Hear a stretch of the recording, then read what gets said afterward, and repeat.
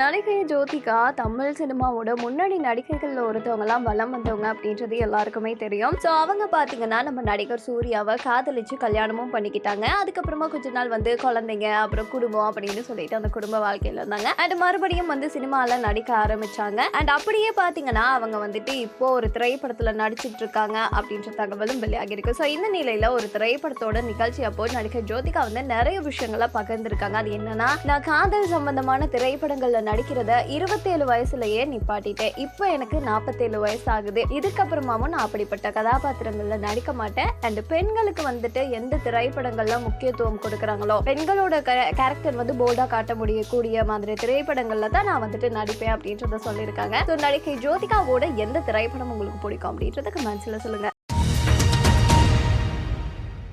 குட்பேடகிளி திரைப்படம் வந்துட்டு இப்போ ரசிகர்களோட எதிர்பார்க்கக்கூடிய திரைப்படமா மாறி இருக்கு. காரணம், ஆதிக் ரவிச்சந்திரனோட இயக்கத்துல தலா அஜித் நடிக்கிறாரு. ஆதிக் ரவிச்சந்திரன் வந்துட்டு தலா அஜித்தோட மிகப்பெரிய ஃபேன் அப்படின்ற ஒரே காரணத்தால இந்த ஃபேன் போய் தலா அஜித்தை வச்சு என்ன மாதிரி சம்பவம் பண்ண போறாரு அப்படின்றத பாக்குறதுக்கு தான் ரசிகர்கள் ரொம்ப ரொம்ப ரொம்ப வெயிட் பண்ணிட்டு இருக்காங்க. ஸோ இந்த நிலையில இந்த திரைப்படத்துக்கு ஜிவி பிரகாஷ் தான் இசையமைக்கிறாரு. இந்த திரைப்படத்துல தரமான ஒரு சம்பவம் இருக்கு அப்படின்றத அடிக்கடி வந்து ஜிவி பிரகாஷ் சொல்லிட்டு இருப்பாரு. இந்த நிலையில தான் ஜிவி பிரகாஷ் கிட்ட வந்துட்டு குட் பை டக்லில என்ன மாதிரி போய்கிட்டு இருக்கு அப்படின்னு ஒரு ரசிகர் கேட்க, நான் தீயா வேலை செஞ்சுட்டு இருக்கேன், கூடிய சீக்கிரமா தரமான சம்பவத்தை நீங்க பார்க்க தான் போறீங்க அப்படின்றத சொல்லியிருக்காரு. சோ இது மூலியமா வந்து ரசிகர்கள் ஒரு விஷயத்த கண்டுபிடிச்சிட்டாங்க. ஜிவி பிரகாஷ் வந்துட்டு சூப்பரா எதையும் செய்ய போறாரு குட் பை டக்லி திரைப்படத்துல அப்படின்ற ஒரு விஷயத்த யாரெல்லாம் வெறுத்தனமா வெயிட் பண்றீங்க குட் பை டக்லிக்காக அப்படின்றது கமெண்ட்ஸ்ல சொல்லுங்க.